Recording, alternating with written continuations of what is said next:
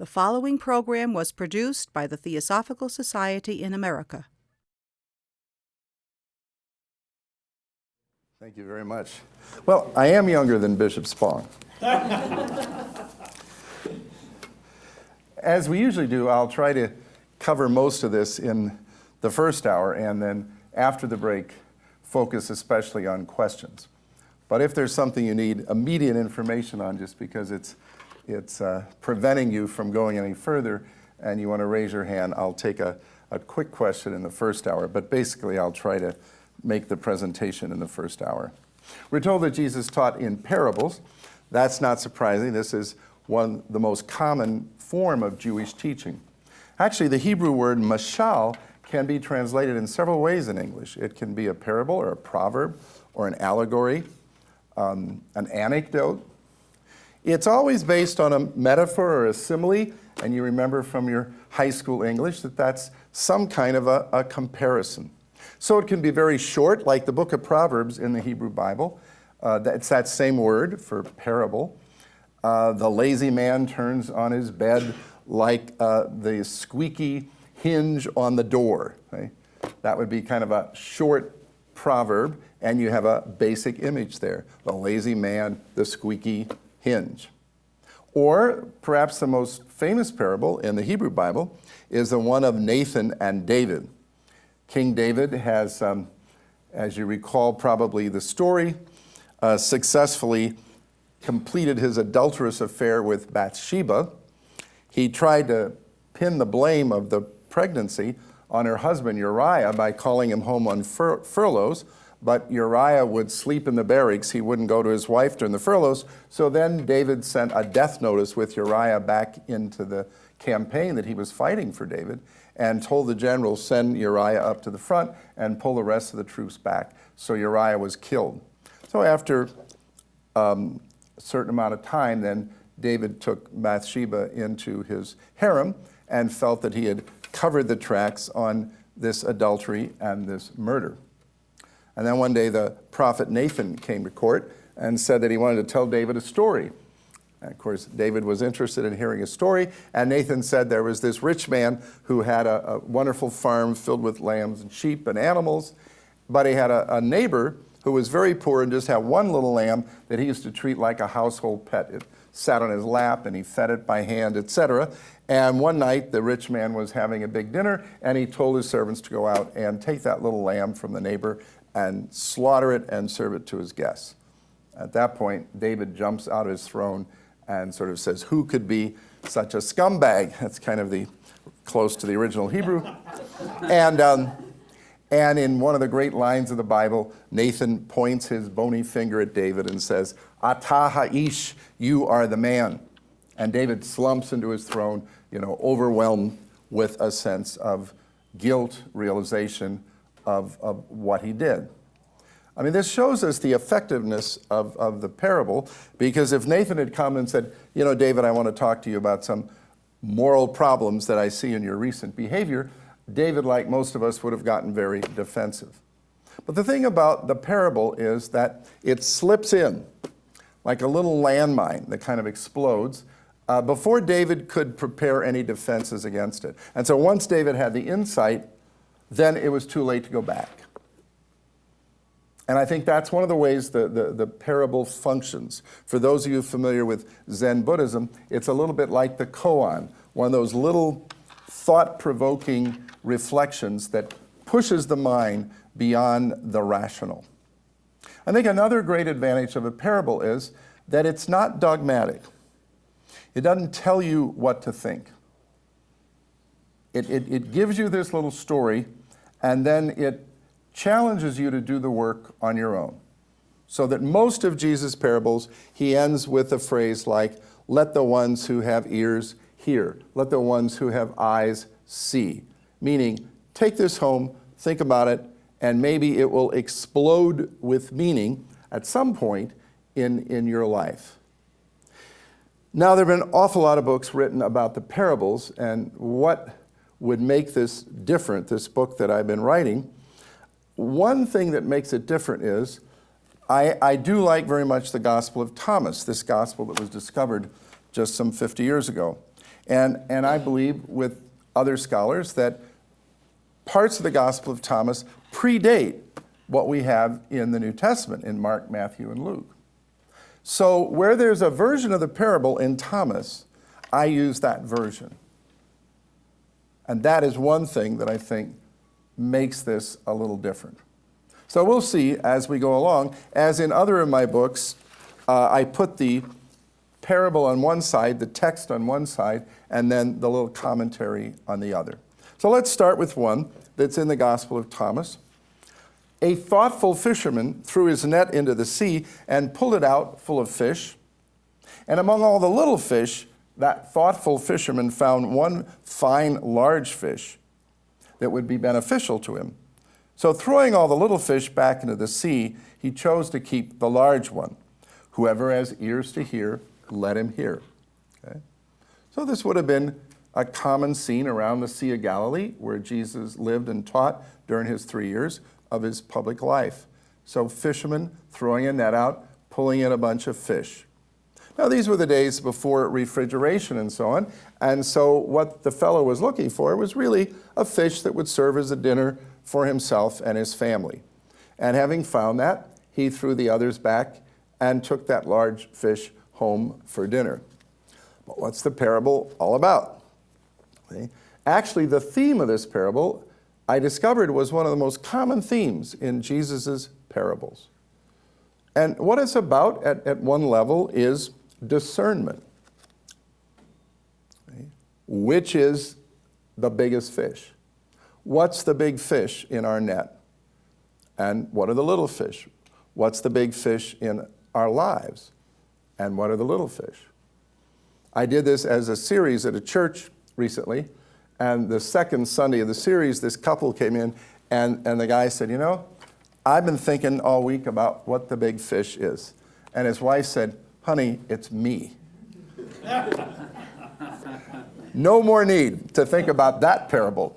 You can move on. See, but what is the big fish? It addresses the question of value, which was something Jesus talked about a lot.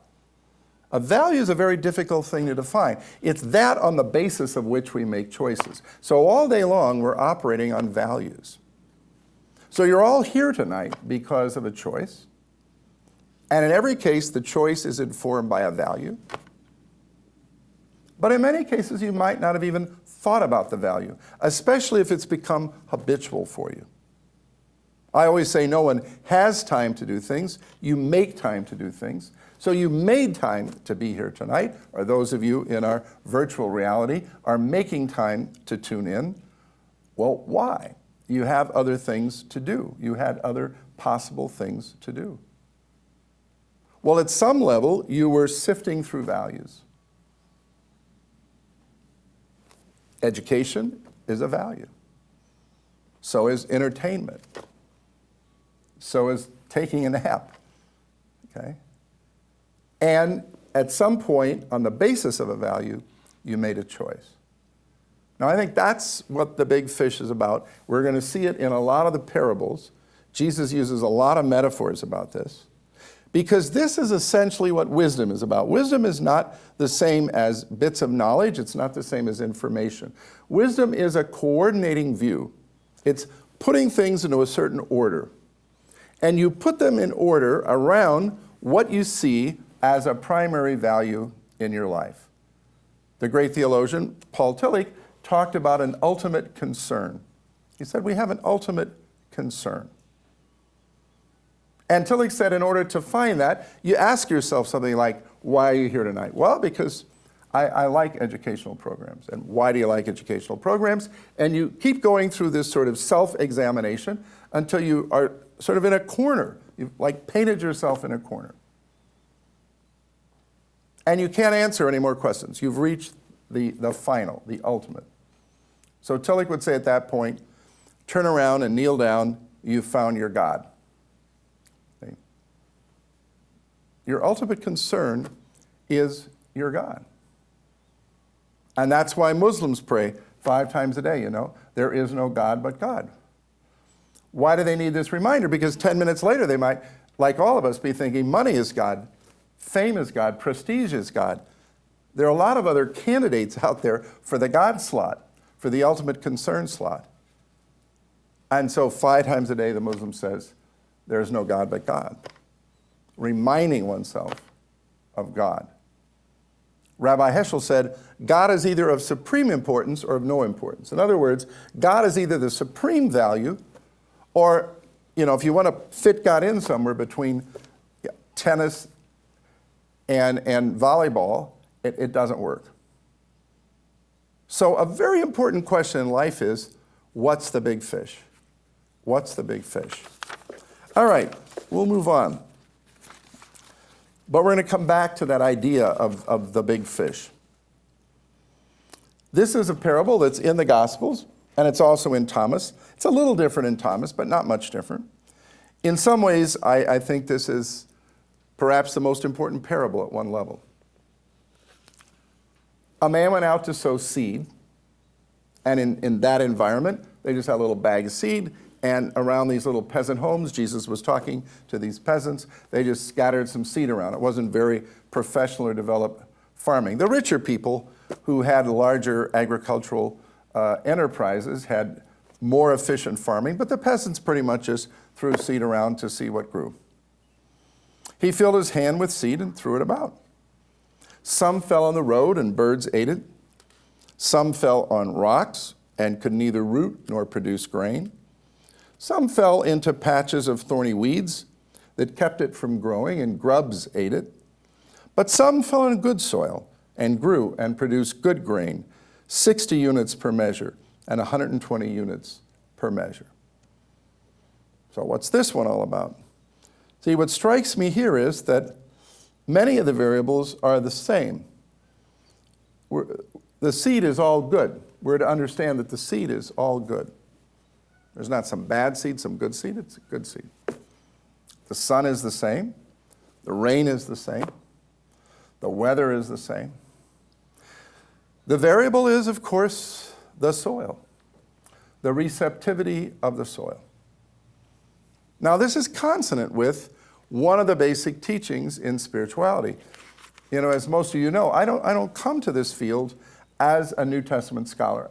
My expertise is really in comparative religions. That's my basic training. So that tends to be the approach I take to other things I investigate. So I look for convergences.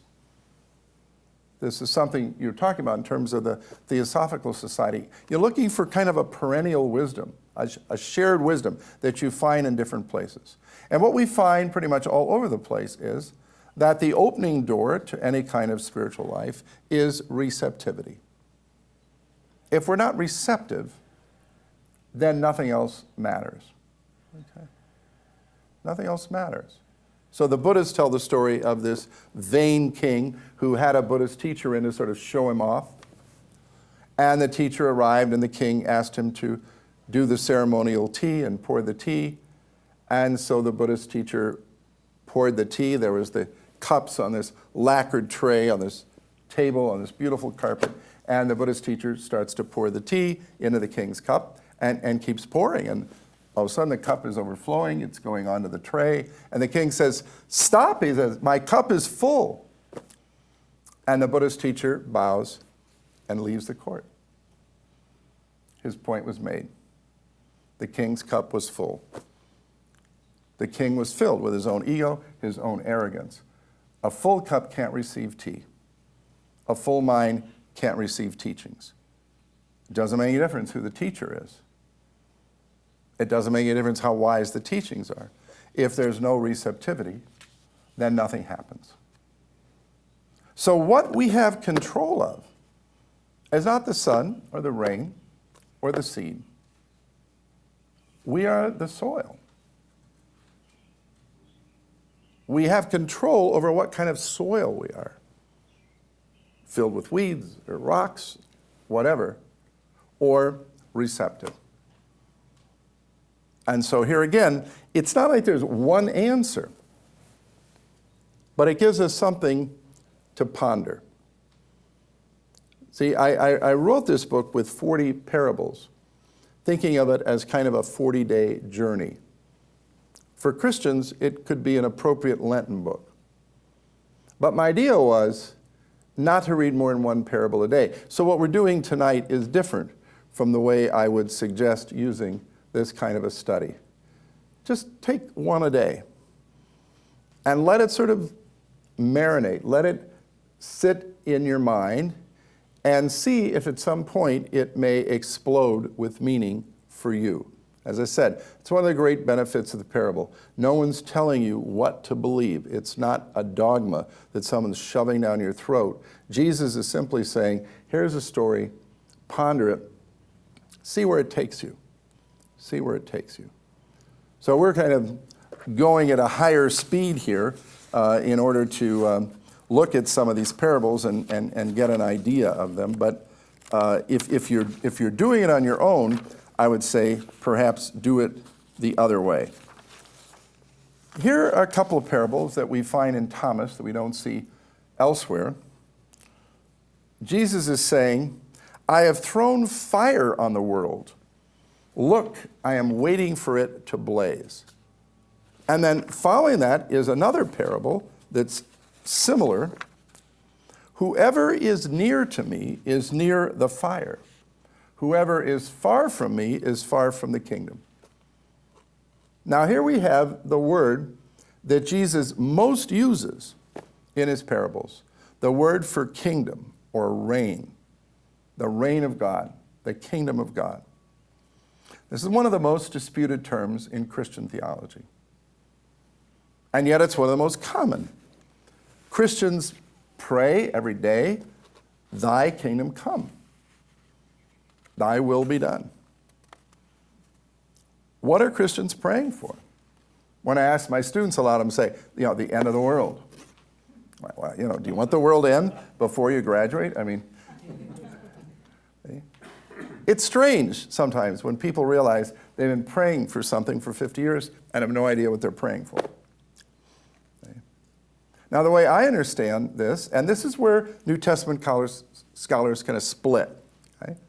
One group thinks that Jesus was waiting for the intervention of God to set up some sort of earthly kingdom. And the other believes that Jesus was talking about the present moment and a growth in one sense of consciousness. Now, I'm inclined to the latter view for several reasons. Again, as a student of comparative religions, I would say the great spiritual teachers are always teaching about the present moment.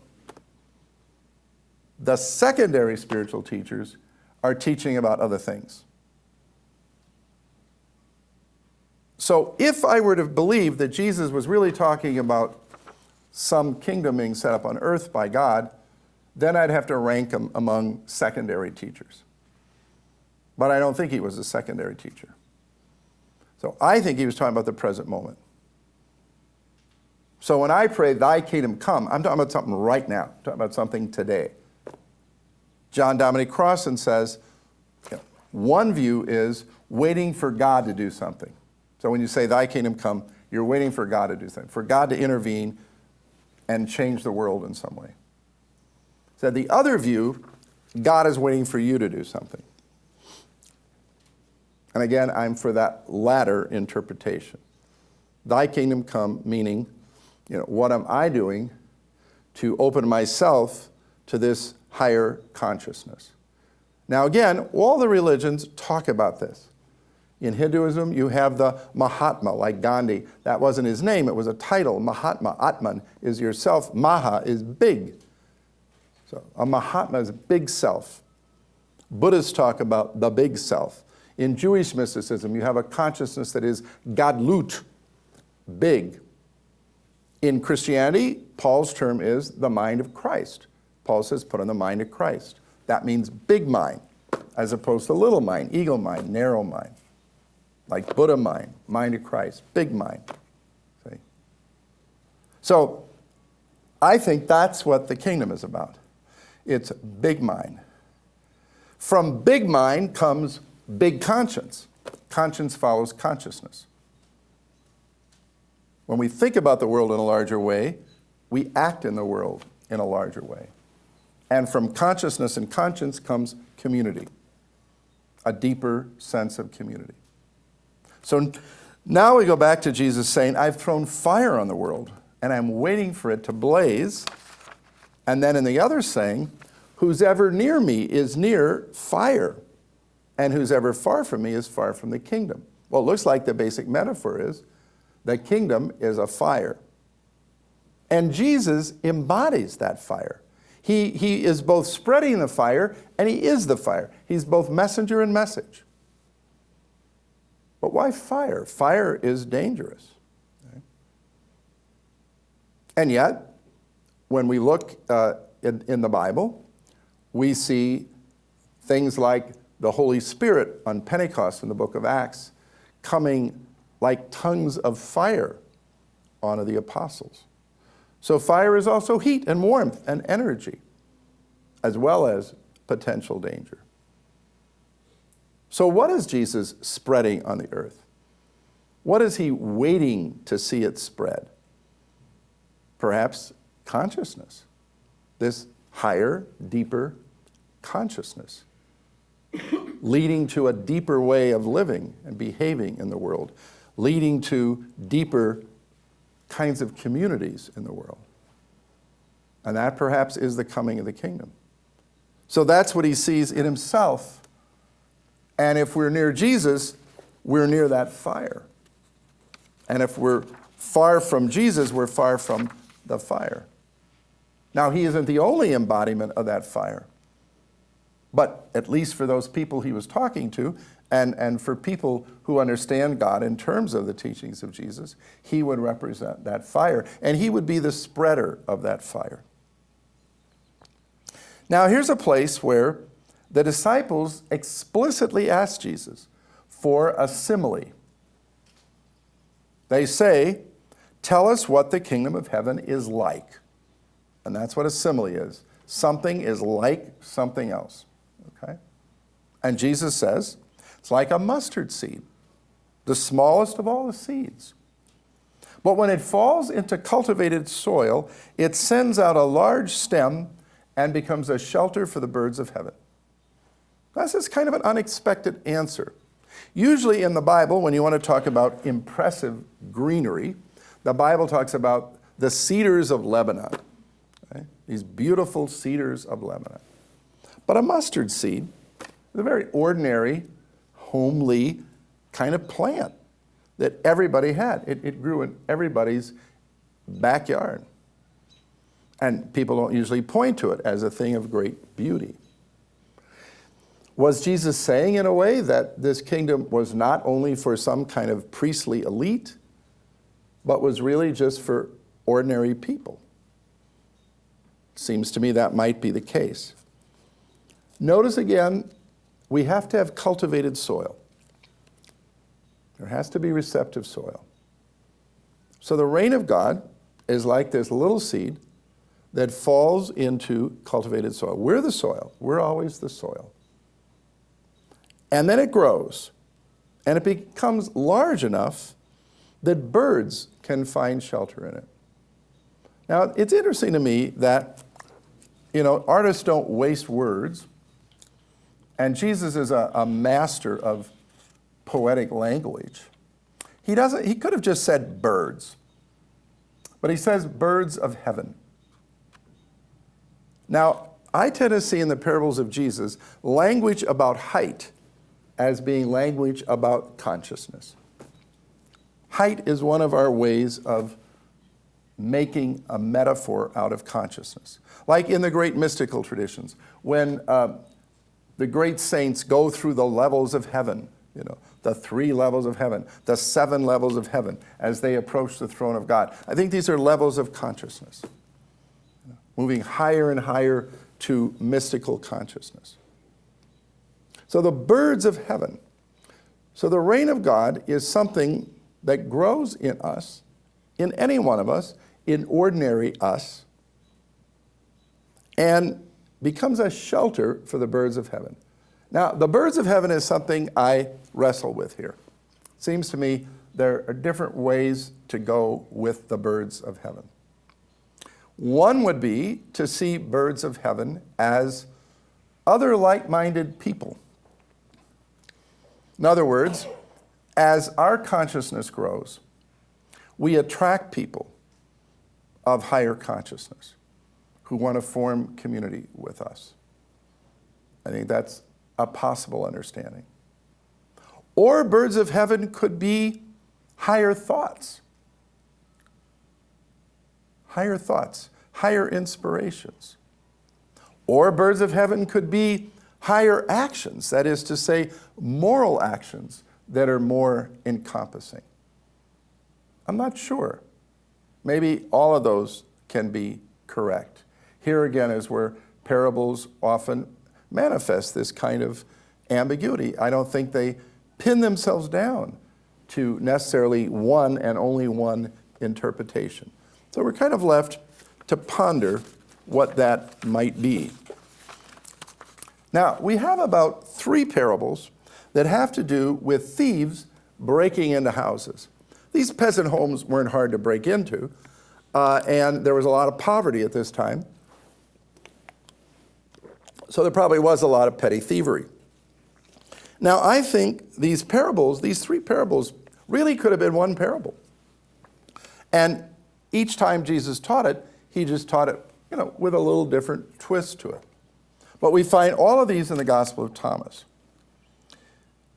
This is, to me, if I could give you one piece of evidence why I think the Gospel of Thomas is earlier than the Gospels in the New Testament, we find this parable of the thief in the New Testament Gospels.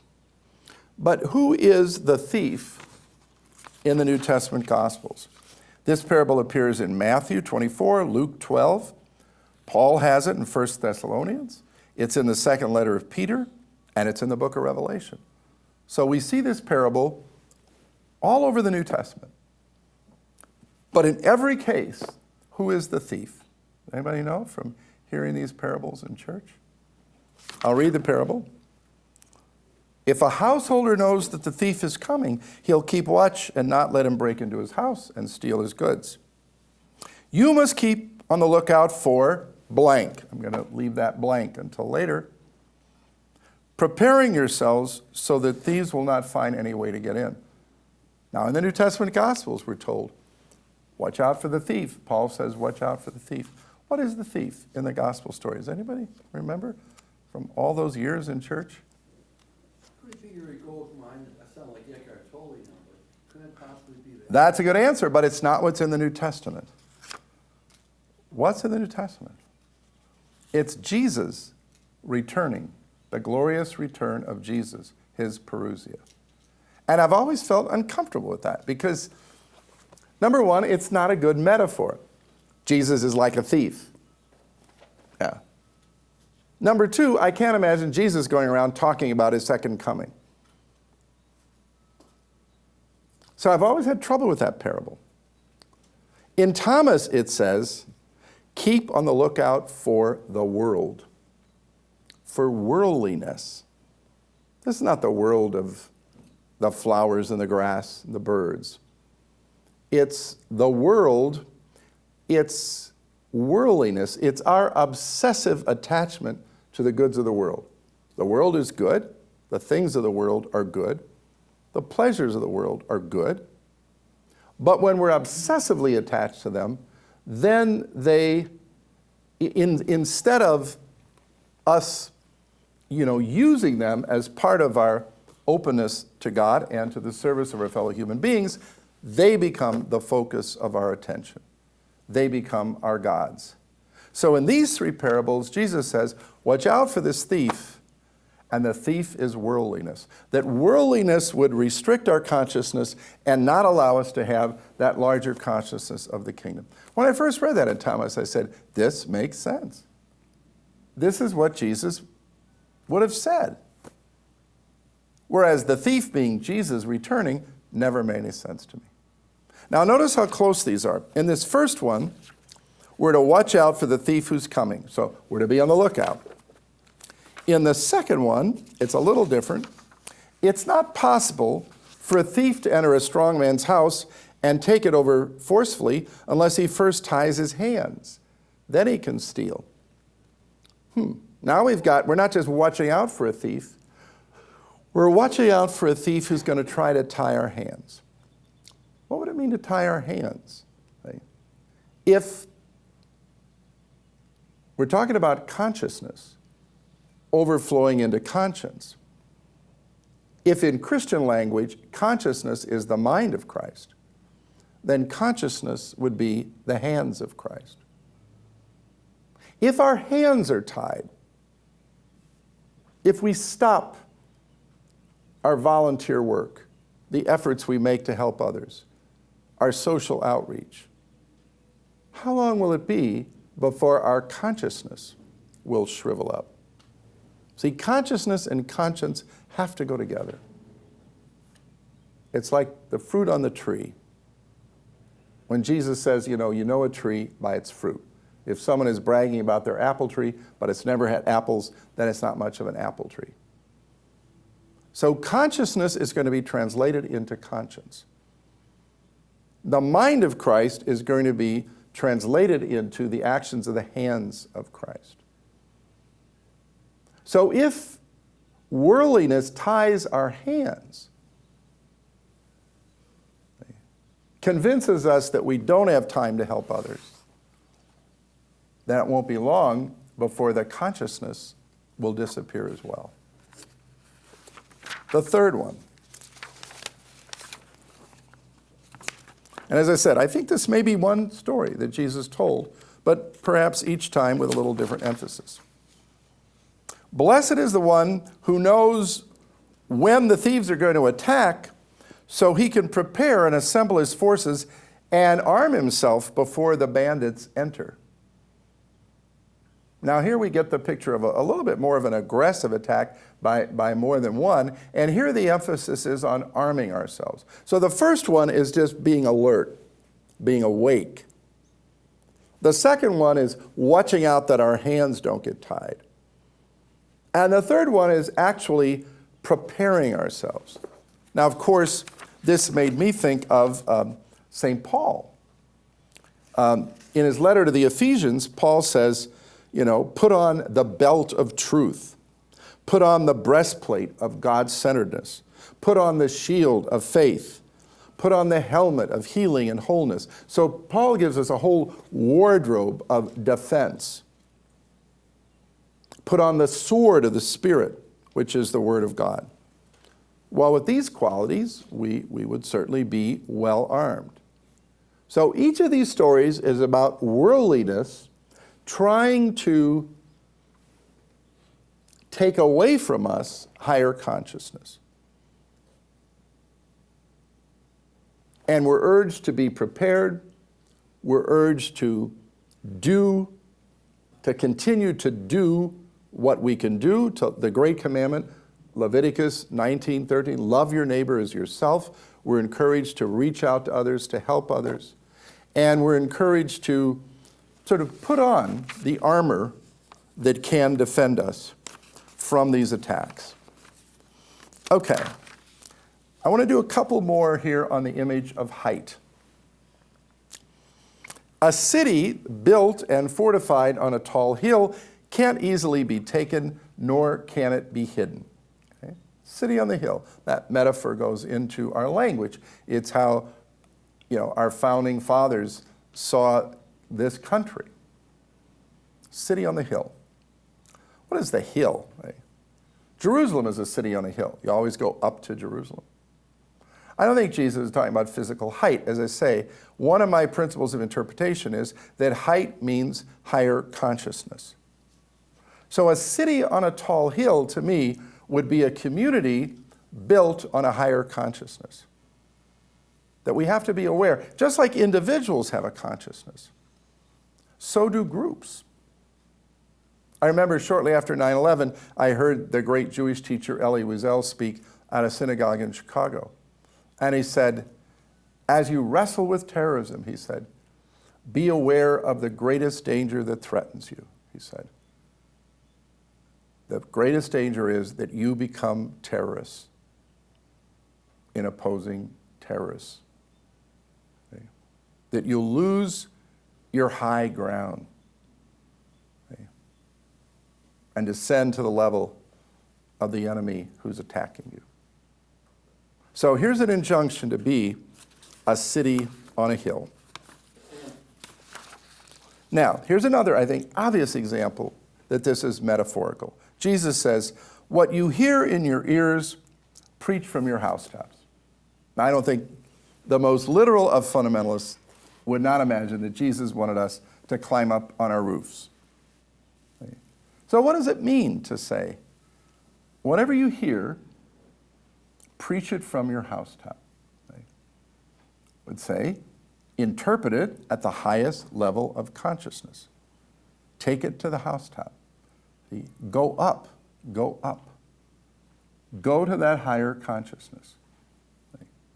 Because in a sense, all the problems in our world are problems of consciousness. As many of you have heard me say, I don't think many people get up in the morning with the idea of doing bad things. I think most people act out of their level of consciousness.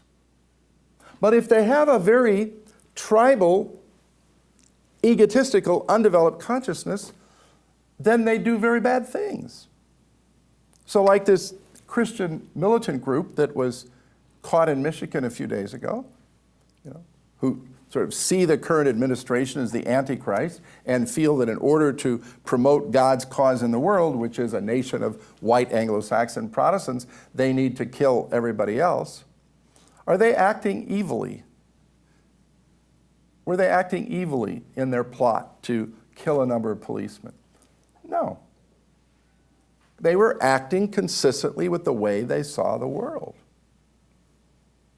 But the way they saw the world was very narrow, very tribal.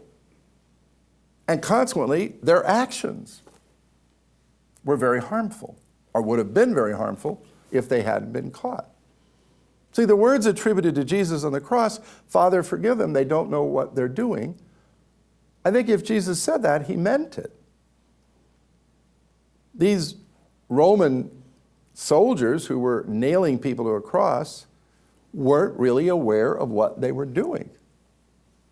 They were acting at a very low level of consciousness where human beings were no different than nailing together two pieces of wood.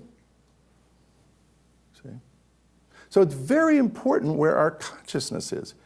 Everything hinges on that. All our actions flow from that.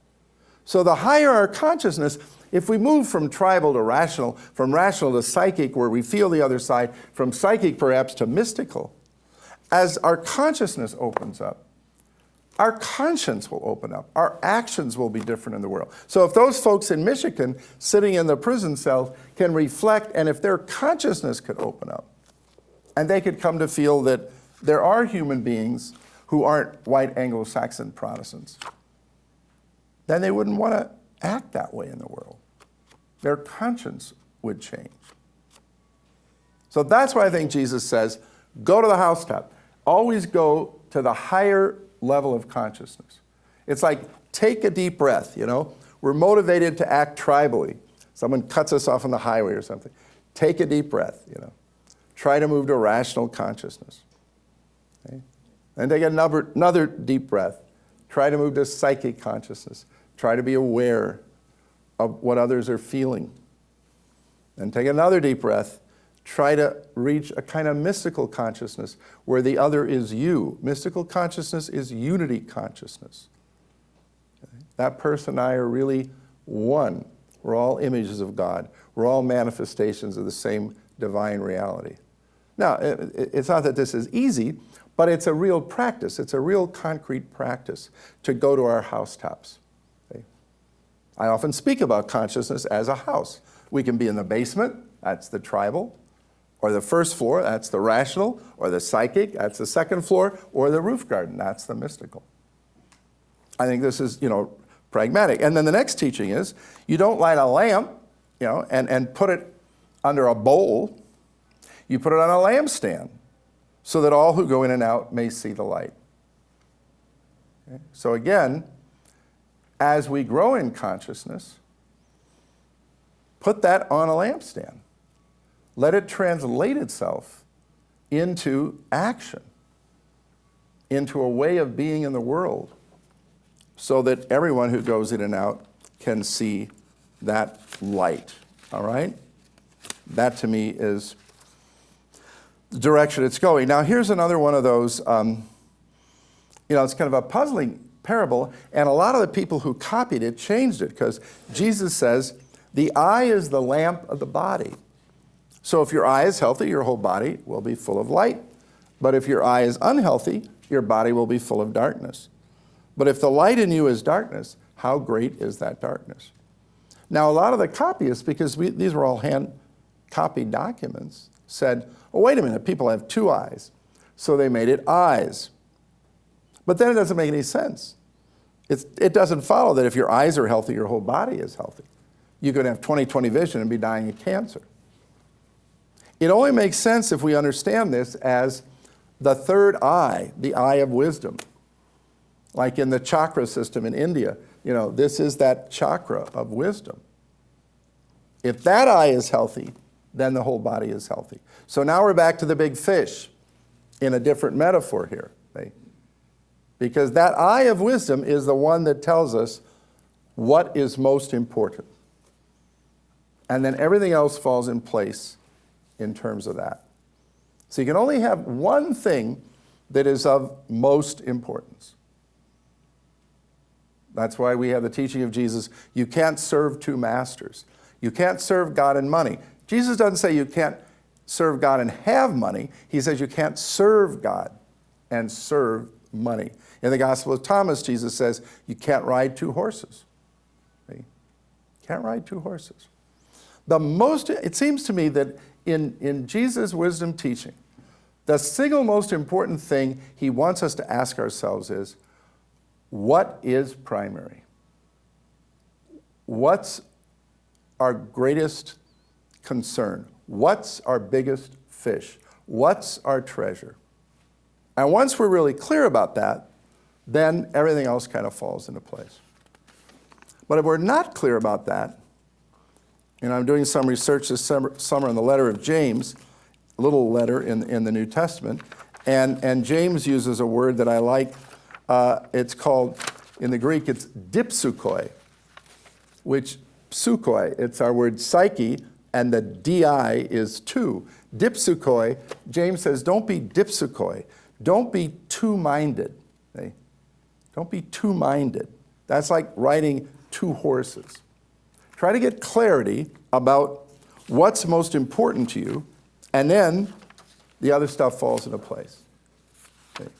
Try to have clarity about what the big fish is that you want to bring home.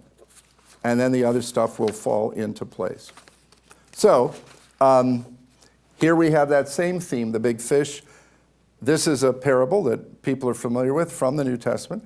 The kingdom of the Father is like a merchant with goods to sell who found a pearl. The merchant was thoughtful. He sold the merchandise and bought the pearl. This again has entered our language as an idiom, the pearl of great price. Okay. What, if you're a business person and you buy and sell, okay, what kind of item would it be that would lead you to sell all your merchandise to buy? Okay. What kind of pearl would it have to be to lead you to sell all your inventory to buy? Okay. That's our big fish. Okay. That's our big concern. That's our God. In the pragmatic sense, that's our God. Now, interestingly enough, we can also lose it. And let's see, we got a little time here, so let me go into two parables. Time for two more. One, from the New Testament. The kingdom is like a woman who took a little leaven or yeast and concealed it in dough. She made large loaves of bread. He who has ears, let him hear. Now there's something magic. As a kid, I lived in a two-flat. My aunt downstairs used to make bread, and I'd go down, and there'd be that table, that bowl in the middle of the table with a towel over it, and she'd say, "Don't jump around now. The bread is rising." And as I'd go in and out, I'd see it just rising. It's kind of like magic, right? So Jesus says, it's like a woman who took yeast, but the verb is odd here. It says concealed it in dough. Not just kneaded it into the dough or mixed it with the dough, but concealed it. And she ends up making large loaves of bread. What is that yeast that we can put into the dough of life? It's the kingdom. Are we the yeast? How do we put that yeast in? I mean, these are some of the things we got to think about. One last parable. This is one that's not in the New Testament. It's only in Thomas. And it's interesting because it is a parable about losing the kingdom. Most of these parables are about what the kingdom is and how we get it. So it's like the mustard seed that's growing. It's like the yeast in the bread. But here's one about losing. I think it's a fascinating parable. The kingdom is like a woman carrying a jar full of grain. Now we know from artifacts of this time that a lot of these big ceramic jars, women carried upside down on their shoulder. And a little spigot was on the bottom. Apparently, this little spigot had loosened. As she walked along, a handle of her jar broke off, and grain trickled out. But she didn't notice. And when she arrived in her house, she put the jar down and found it empty. This is the first parable of this kind. Okay. Presumably, the grain would be the kingdom. The grain would be the higher consciousness. Now, we have been warned that thieves can get at that higher consciousness by tying our hands, by making us think we really don't have time to help our neighbor. So thieves can get at that consciousness. But we can also lose the consciousness not through an outside agency, but through carelessness. I think the telling line here is, she didn't notice. And it's very tragic. She gets home, and the jar is empty. Okay. Can we start out with perhaps a very large consciousness and a very dedicated conscience? And then, as the days turn into months and the months turn into years, it just kind of gradually slips away. I mean, we get tied up with all the things that life puts on our plate, paying bills and doing this and doing that. And then as we come near the end, we sort of look and it's all gone. It's lying somewhere there along the road of our life. And it's just all, without her even noticing it, it all just slipped away. It all slipped away. Okay. So, well, we actually have time for one more. This is terrible, though. We should be stopping and thinking about each of these, and instead I'm sort of plunging you into all of them. But we will have time after the break to go back to any of these.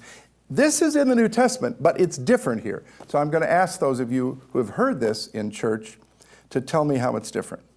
The kingdom is like a man with a treasure of which he is unaware, hidden in the field. You've all heard of that if you've ever been to church. Treasure in the field. But notice, in the New Testament, it's just one guy and a treasure. He kind of stumbles upon it, and he goes out and sells everything and buys the field. It's kind of like the pearl of great price. Notice how this parable is different. So the guy with the treasure in the field, he doesn't know about the treasure, he dies, and he leaves the field to his son. His son doesn't know anything about the treasure, and having received the field, sold it. So now we've had two owners, the original one who died, the son who sold it. The new owner came. Now we have a third guy. The new owner came, and while plowing, found the treasure. Now what's different in this parable? Parables sometimes hinge on little details. How does the guy find a treasure in the gospel story, in the one that's in the New Testament? He was working the land. Pardon? The last one was working the land. In Thomas, but in the New Testament version, he just kind of, stubs his toe on a treasure and digs it up and it's there. But you're right, in this parable, The original owner never plows the field. His son never plows the field. Son just says, oh, I inherited this field. Let me get some quick money. I'll sell it. Son never plows the field. The third owner, while plowing the field, finds the treasure. So what's different in this version of the parable is it suggests spiritual practice. That we have to find the treasure, we have to plow the field a little bit. We need to use the methods of spiritual discernment, meditation, silence, sacred texts, all the things that help us to be open to what's in the field, and then find the treasure. Fascinating things now, and as I say, there are 40 of these, and imagine, just taking one a day and letting it sort of play in your mind for a day and seeing where it takes you. Nobody's telling you where it has to take you. But if our eyes are open and our ears are open, it will take us somewhere. It'll take us somewhere. Somewhere, I think, very personal in our individual spiritual journeys. So we'll take our break, and then we have plenty of time to come back to any of these parables you'd like to revisit or any other kind of questions that you have about them. Okay? If you could compare some of the parables of Jesus to the parables of the Buddha. Yes, which you did, one right off the bat, before you got the question. There's a book you can get, edited by Marcus Borg, that has a teaching of Jesus on one side and a teaching of the Buddha on the facing page. So, that little book exists, and you can see any number of those. The Buddha has a parable of a mustard seed, but it's a different parable. It's about a mustard seed, but it's a different parable. But a lot of what the Buddha would say has to do with that higher consciousness. Like his Sermon of the Flower once, he just held up a flower, and this one disciple just sort of moved into that higher state of consciousness, just like by the sight of the flower. So it's like anything can trigger that. And I think that's where the parable serves as a sort of a springboard. Like with David, it just pushed David to a higher level of awareness from where he was stuck. But I definitely recommend that book. Ron, could you address the extent to which you are aware that the Gospel of Thomas, being, I agree, one of the earliest, is being now picked up within the Christian community to use more definitively than maybe some of the other Gospels? Well, the response to the Gospel of Thomas is based on the geography of the Christian community. If I had a chalkboard or something, I would draw like a spectrum, okay? And in the middle is the dogma of biblical inerrancy. That's that the Bible is true in every respect. Now, on one side of that lives evangelical and fundamentalist Christianity. They will not touch the Gospel of Thomas because it isn't in the Bible, and therefore it is not gifted with inerrancy. On the other side of that continental divide lives the mainline and the liberal churches. And they are very open to the Gospel of Thomas. The Jesus Seminar even includes it. There's a book you can get called The Five Gospels. And they put Thomas with Matthew, Mark, Luke, and John. So all the interest in the Gospel of Thomas lives on this side of biblical inerrancy. And on that side of biblical inerrancy, there's not a willingness to touch it.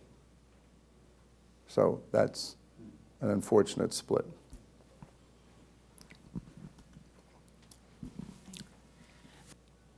As you were talking about in the beginning about the idea of discernment and what's really, really important, and the parable that popped into my head was the parable of the virgins, whoever they were, waiting for the bridegroom. Right. And it's always been kind of a confusing parable to me. And I wondered, does that fit into this? I mean, it seems a little bit like there's something about that somebody didn't focus on what was truly important. Right. But can you I don't know if I can or does that? put my Does that finger even on that fit? parable right now. I know I have it in here in some places. But one thing I would say is the basic idea is there's a wedding about to take place, and they're waiting for the bridegroom. And so some of the wedding party are there, and they have their lamps, and they're awake, and they're ready to go into the wedding feast, and they have oil in their lamps. And then you have others who are waiting who didn't bother to get oil for their lamps. And they turn to those who have them and say, we don't have any oil in our lamps, can you give us yours? And they can't, or they don't. And the bridegroom comes, and the ones with oil in their lamps go in, and the others are left out.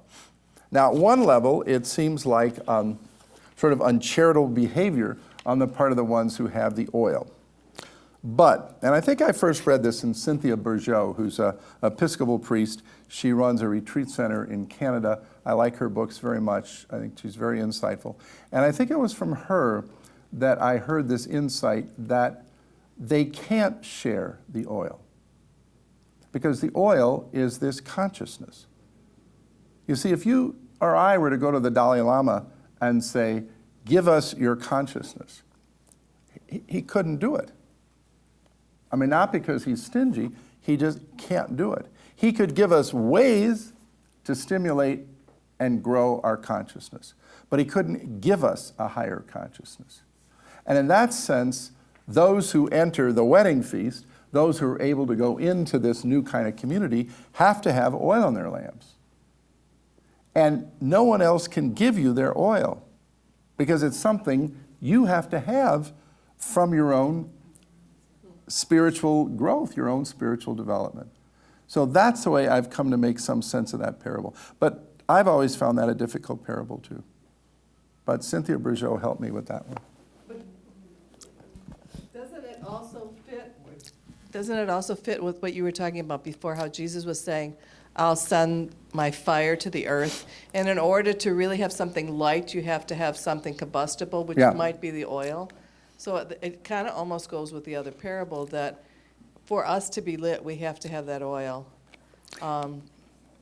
Yes, I mean, I think spirituality really has to come to grips with something that got off track in the Reformation. And that was sort of a ridiculous argument about whether it's faith that saves us or works. And that, I think, a lot of pages of ink were wasted on that. And John Dominic Crossan says, look, there's faith works, faith-works, and there's law works, law-works. Law works would be, doing something for some extraneous motive, to be seen by other people, or because you think it's an obligation or something like that. Faith works are works that are done out of trust in God. And his point is, you got to keep the two together.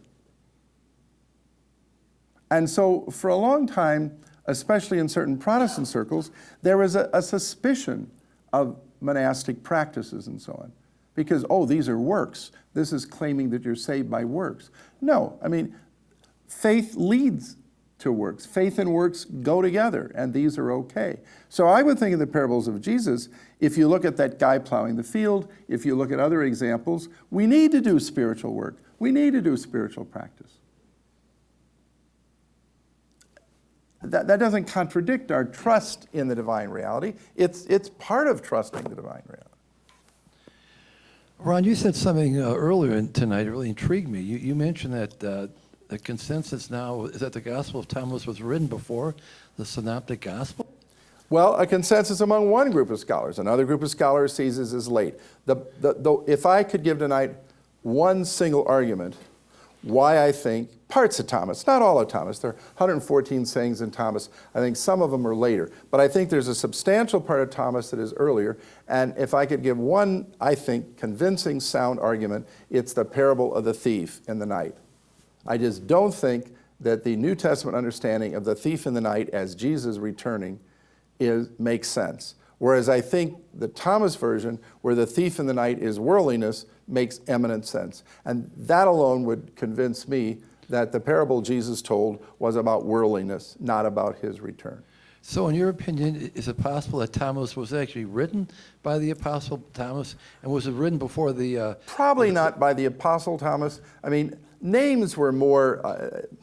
In the ancient world, a name is more of a kind of an attribution, not a literal authorship. But I would say Thomas, the scholars would say Thomas was probably written in the 50s, the same time Paul was writing.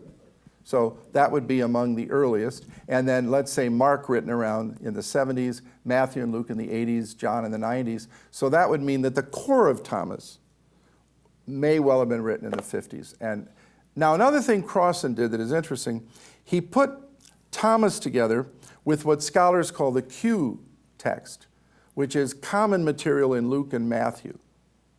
And it's generally thought that the Q text is from around the 50s and was used by Matthew and Luke. And when you put Q together with Thomas, they have 37 sayings in common.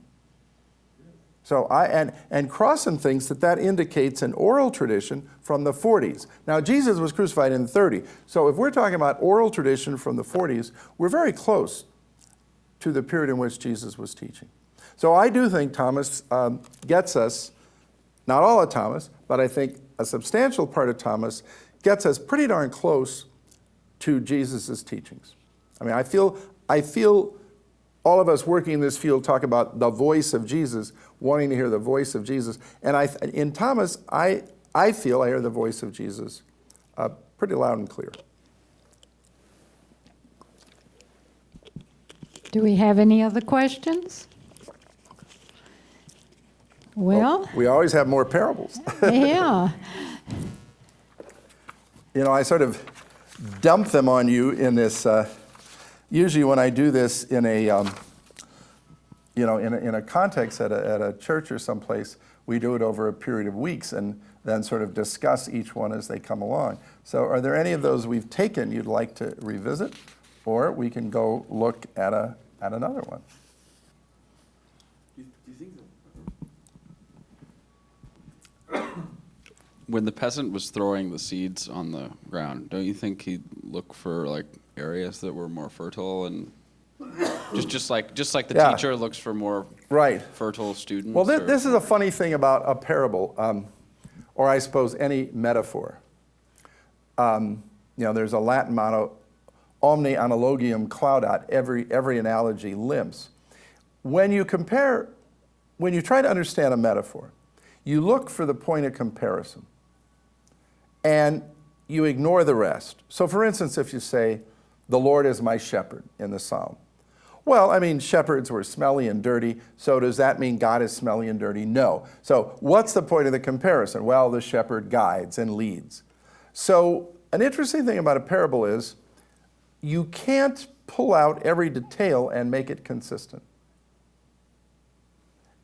For instance, in the parable about the woman losing the grain, well, in one workshop, a woman said to me, well, that grain was sort of going into the soil and nourishing the soil.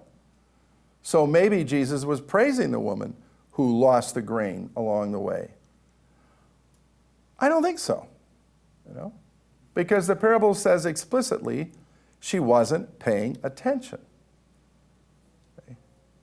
So this is the tricky part of a parable. You have to find, it's kind of like a joke. You have to find exactly where it hits. And then don't pay too much attention to some of the other circumstances.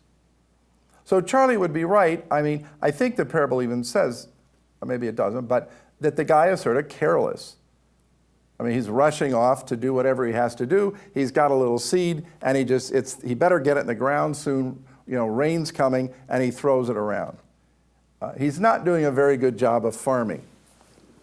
But that probably isn't the point of the parable. The point of the parable is to have different kinds of soil. So parables are tricky. What to pay attention to, what not to pay attention to, what to focus on, what not to focus on. As I said, the birds of heaven that sit in the branches of the tree, what are those darn birds? Are they thoughts? Are they people? I don't know. But, Jesus put that detail in there, so it's got to mean something, You think it's possible the birds of heaven, this is something which people couldn't understand 2,000 years ago, but a lot of people into the New Age movement would say maybe it's ascended masters people can be in contact with, or your higher self, which somebody like a Neil Walsh contacted, or anybody, Yeah. any kind of psychics can contact. I think so. I mean, I think if the kingdom of God is growing in us and we attract birds of heaven, maybe that should be kept as open as possible.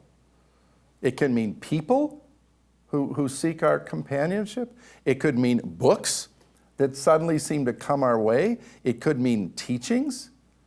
I think it's very well capable of meaning what you're talking about. I think it's a very open term. But it's a significant detail. Ron, I'd like to have you expound a little more on the big fish and the discernment. That's very, very insightful.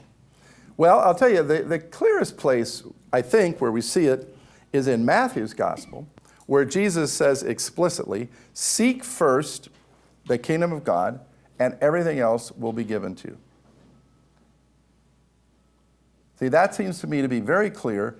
Get your priorities straight, and everything else falls into place.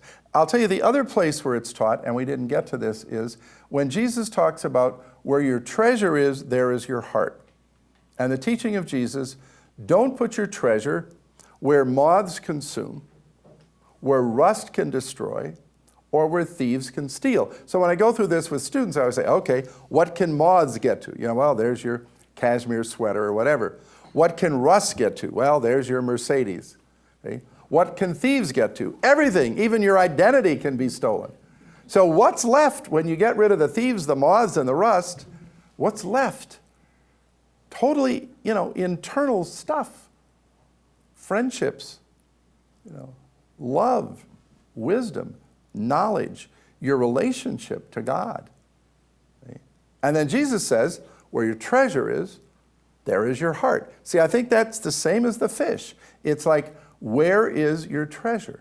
Okay? Where is your treasure? That's where your heart will be. So if our treasure is money, then our heart's there. If our treasure is popularity, our heart's there. If our treasure is prestige, our heart's there. And that's why I think the single most important thing is where the priority is. But this can't just be a thought. It's got to be real. So there was this anthropologist who did a study of student life on a campus.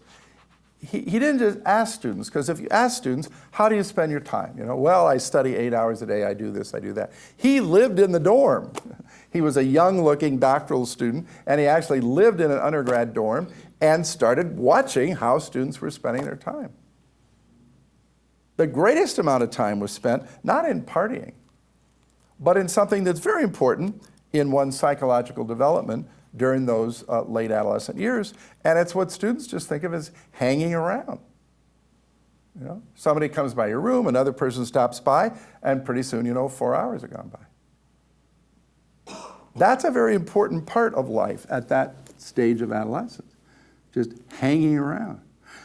Students almost never mentioned it because it's not something they focused on. See? I mean, they knew what it was to sit down and study. They knew what it was to go out and party. They knew what it was to sleep or eat. So sometimes we're not transparent to ourselves. Like they'll do surveys of older adults and say, what music do you listen to? Oh, I listen to classical music. I always listen to classical music. And then when you say, okay, well, let's break it down. Let's go through today. And you find out they weren't listening to classical music. I mean, that's what they thought they were supposed to say. So when we're looking for our ultimate concern, it's not what we think it should be, it's what it actually is. How do we find out? We got to go back and evaluate choices. We got to go back to choices. And as I said, most of the time, our values are transparent. I mean, if you're a person who consistently likes adult education, then you're just going to choose it. And you're not going to think about it. You're not going to say, oh, I'm missing this tonight to do that, or I'm missing that. You're just going to choose it, because that's your habitual value, you see? So we have to go back and look at choices and say, what value was primary in this choice that I made? It takes a little soul searching to see whether the values of the teachers, the spiritual teachers, like Jesus, when he was asked of all the commandments, and the rabbis had counted 613 mitzvot in the Torah, of all these commandments, which are most important? And Jesus chose Deuteronomy 6, love God with all your heart and soul and mind and strength, and Leviticus 19:18, love your neighbor as yourself. Thomas Merton always called these the three loves: to love God, to love yourself, and to love your neighbor. Well, then we ask ourselves, as I look back at today, did I love God? Did I love myself? Did I love my neighbor? We can't just do this in the abstract. We actually have to see the way we made choices and the way we make choices. That's where we find out what our values are. That's where we find out what the big fish is. We have another question from cyberspace. What do you think the New Testament thief parable means? Which parable? The thief parable? Well, again, in the New Testament, it means Jesus returning, the second coming of Jesus. But in Thomas, there are 3 thief parables, and they're all about worldliness. Worldliness would be the opposite of what Christians would call the mind of Christ, or the opposite of what Buddhists would call the Buddha mind. So worldliness, as I said, is an obsessive relationship to the goods of the world, so that the goods of the world interfere with our pursuit of higher goals and higher consciousness.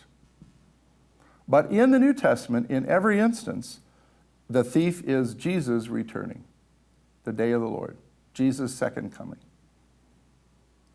And I can't imagine Jesus telling a parable about his second coming, because I don't believe in any kind of a literal second coming. To me, when a person is transformed in his or her consciousness, conscience, sense of community, that's how Jesus returns. And so when our planetary evolution has reached a more spiritual level, I mean, when we move more, now we're mostly tribal. Most of our politics, most of what goes on in the world is tribal. When we move from the tribal to the rational to the psychic and eventually to the mystic, that to me would be the return of Jesus, or the return of the Buddha, or the return of the 7th Imam or the 12th Imam in Shia Islam. That would be the return of Amitabha Buddha. I mean, all of these metaphors would be fulfilled by the spiritual evolution of humankind, when we're operating with the mind of Christ, with the Buddha mind, with the Mahatma mind. See, when we're operating that way as a human community, then Jesus has returned, you see. So I don't look to somebody coming on a cloud. There's a great line in the Gospel of Thomas where Jesus says, if the kingdom of God is somebody coming on a cloud, then the birds are going to see it first. And if the kingdom of God is something coming in the sea, the fish are going to see it. And Jesus says, the kingdom of God is all around you, but not many people see it. See, this goes back to that idea that if you have eyes to see. That's why I wrote a line in another of my books that said, a miracle is not an unusual event. It's an event to which we pay unusual attention. See, for the great holy people, every moment is a miracle. The opposite of spiritual mindedness is taking for grantedness. That's the real killer, I think. You know, we all woke up this morning and perhaps we just took it for granted. What else do we expect? See? Whereas I think for the spiritually advanced, every moment has a miracle quality. This is what I see in people that I see as holy, like the Dalai Lama. You know, whenever I'm around the Dalai Lama, it's like everything that happens, someone gives a cup of tea, you know, his eyebrows go up. Oh, you know, it's like the Dalai Lama, every moment is unwrapping Christmas presents or something. Every moment is like this wonderful miracle, see? And I find this every year when I take folks to the Gethsemane. where Thomas Merton lived for 27 years, where they're Trappist monks. And I find this with the monks. You see, they'll take you around and say, oh, let's stop, look at that tree, you know? Or let's listen to the sound of that bell. Well, they don't have to go to Disney World to get a kick, you know? Or ride some kind of roller coaster. Just looking at a tree, hearing a bell, feeling water. You know, these very simple things are miraculous. They're miraculous. And I think that's what spiritual growth is really about. I know Christ used the word watch a lot. That might have something akin to that. Yes. I had a comment that came up from something that you just said, but then I had a question too. When you were talking about fire, I may be being too liberal in crossing traditions here, but in Hinduism, fire is transformation. It's in virtually every sacrament. Yeah. So Christ coming and saying that he's the transformation and the transformer seem to... That's interesting. Especially, I'm just finishing a book, you know, When Christ Lived in India, and that whole tradition that those 30 years, he wasn't just, you know, out there working in the carpenter shop the whole time. Like the third eye. I mean, there are interesting teachings. Although we do know that Hindus and Buddhists were on the Silk Road, coming down there through where the Dead Sea Scrolls were, where Qumran was, just, you know, not that far from Jerusalem. So Jews could have been in contact with Hindu and Buddhist thought. But that's interesting about fire as a means of transformation. Okay, and the question was, I'm wondering if you could expound on the parable of the three servants and what the talents were. Yeah, I'm not sure if that's one that's in this book or not. But you know the story. The master goes off on the trip, and he leaves property with each of these three servants. And when he comes back, the first one has done something with it, and he praises him for that. And the second one has done something, and he praises. The third one says, well, I knew you were a pretty fearful master, so I just buried what you gave me, and here it is. You know, it's safe and intact. And the master is not happy. And I think here again, it's this call for us to grow with what we've been given. That consciousness overflows into conscience. It's this business of get up on the rooftops. It's this business of let your light be seen. It's a business of this is not given to you just to hold in the secrecy of your own heart, but what transforms us should be transformative of the way we live and act in the world. And that's how these things become contagious. That's how they happen. Not so much through words, but through deeds. You know, one of the great Christians in history was Francis of Assisi, great 13th century saint who worked with the poor in Italy. And many people feel that he perhaps had the mind of Christ more than any other. And he told the poor friars who worked with him, he said, as they went out to work with the poor, he said, preach the gospel all day long. He said, once in a while, you'll need words. Meaning that it's not done primarily through words. And this, I think, is the great challenge to institutional religion. I mean, I think it's why some people turn away. I mean, look at the turmoil of, the Roman Catholic Church at this time. The words aren't making much difference right now. See? The scandal runs deeper than words. And people are looking for more than words. You know, the televangelist who gives the good sermon and then takes all the money to build a new swimming pool. You know, this doesn't go over too well.